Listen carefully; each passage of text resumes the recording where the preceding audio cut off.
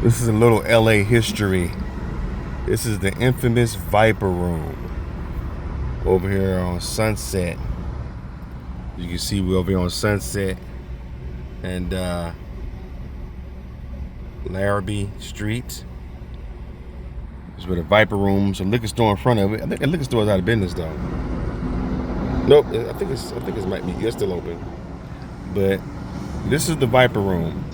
The entrance is right there. This is the parking lot in the back. This nightclub is a part of LA history. This nightclub has been owned by so many people.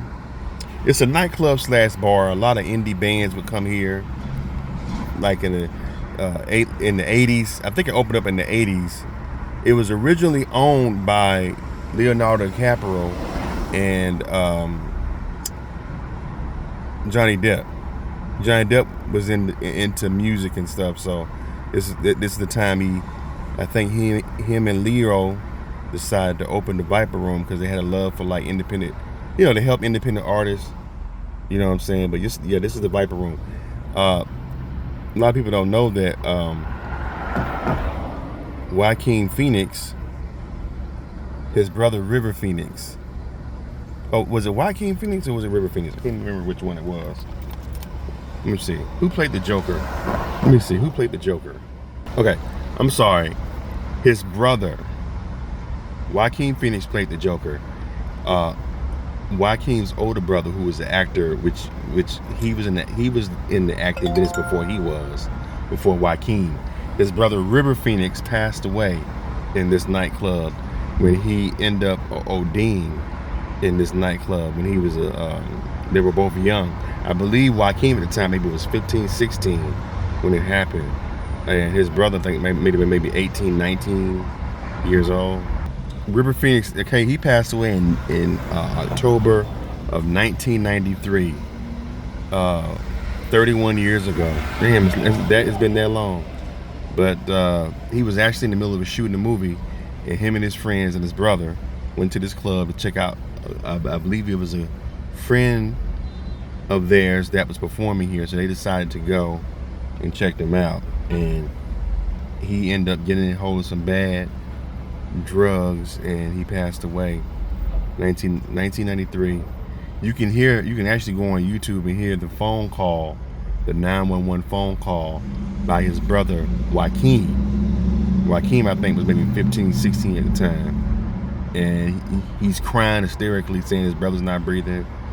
And I guess they had got the body outside of the club right here, and the police came and stuff like that. And he was unresponsive, and they pronounced him, dead at the hospital. But yeah, this is where it happened, man.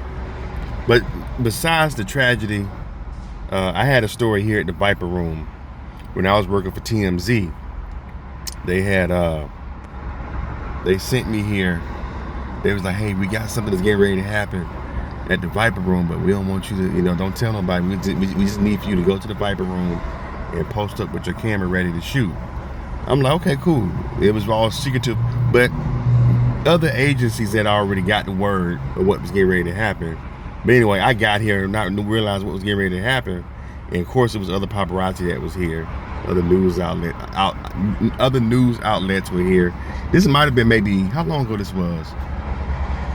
Well, this was a long time ago because Michael Jackson, I got let go before Michael Jackson passed. They didn't renew my contract, so this had to be maybe in 2006, 7. This happened.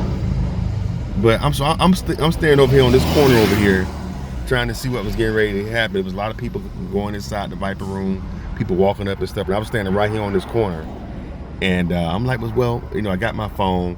And the TMZ people were calling me, Charles, just make sure you just stay clear. They end up sending another TMZ guy to cover the back of the places back here. And they had me standing on this corner right here. And I was waiting to see. I'm like, well, what am I shooting? I knew what was getting ready to happen. They finally called me and let me know, Charles, okay, so don't tell anybody.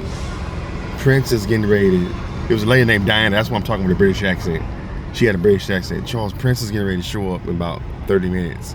Make sure you're on ready, okay? Don't tell nobody. Prince is getting ready to show up. So I'm like, oh shit, Prince. I never seen Prince in person. So anyway, what ended up happening, Prince pulled up. It was a Rolls Royce pulled up right on this corner right here, and I was standing there, and I'm like, I didn't realize what was going on.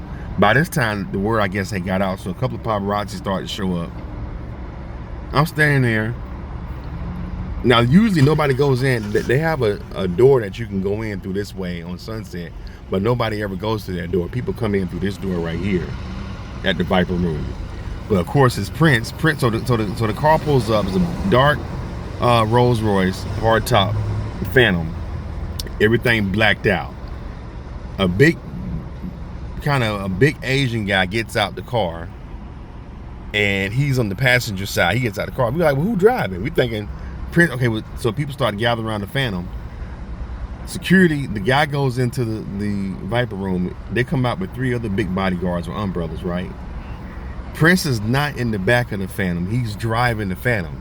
So they put the umbrellas all around Prince, trying to get him into the club through the front, and people are mobbing him. People are screaming. People are like, "Oh my God, it's Prince!" Some girl just happened to, I guess, get a glimpse because they had these umbrellas blocking where you couldn't see. They was trying to, he didn't want nobody to see him. I was able to get a glimpse of him. Paparazzi running around. They run around from the front.